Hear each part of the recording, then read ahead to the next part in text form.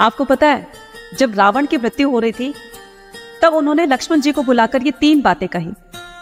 रावण ने कहा कि कभी भी शत्रु को कमजोर मत समझो।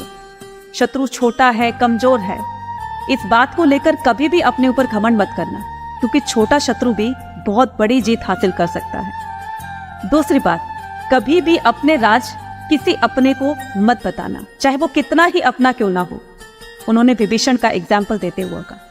और तीसरी बात, जितना जल्दी हो सकता है शुभ कार्य को कर लेना चाहिए, क्योंकि अगर हम समय का इंतजार करते रहते हैं तो पता नहीं वो समय कब निकल जाए, कब हमारे प्राण निकल जाए और वो समय समय ही रह जाए, जिस काम को हम करना चाहते थे वो अधूरा रह जाए। इसलिए ये 3 बातें हर इंसान को अपने जीवन में लागू करनी चाहिए, है ना।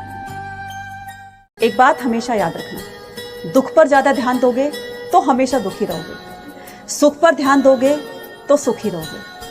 कहने का मतलब ये कि जैसे जैसे हम सोचते हैं, चाहे वो दुख हो चाहे वो सुख हो, वही चीज हमारे जीवन में एक्टिव होने लगती है और कहीं ना कहीं इसका प्रभाव हमारे जीवन पर जरूर पड़ता है। इसलिए हमेशा सही चीज पर और सही बातों पर ध्यान दो, जिससे कि आपका जीवन सुख और शांतिमय बना रहे, है ना।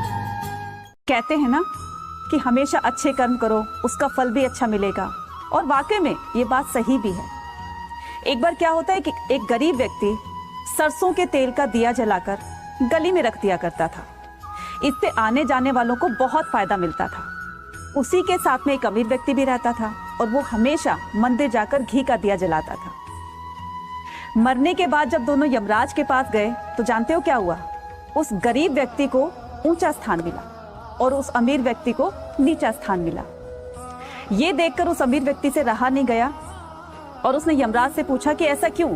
मैं तो मंदिर जाकर हमेशा घी का दिया जलाता था।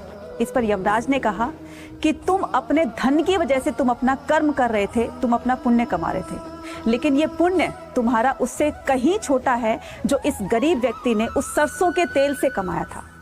उससे बहुत सारे लोगों को फायदा हुआ। अब तुम ही बताओ, पुण्य किसका ज्यादा हुआ?